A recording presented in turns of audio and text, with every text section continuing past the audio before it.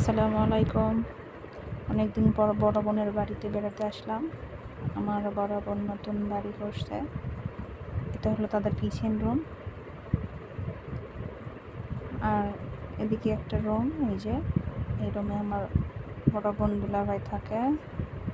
একটা খাট, একটা সোফা আর কিছু না।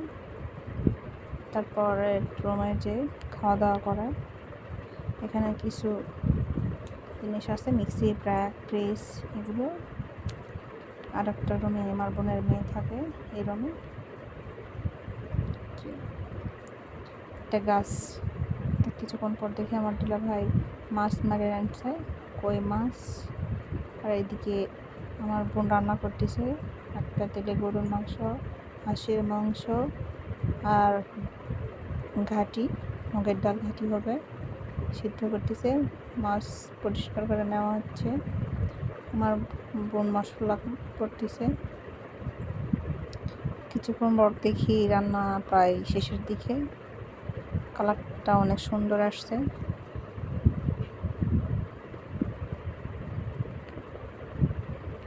একটু পর নামানো হবে।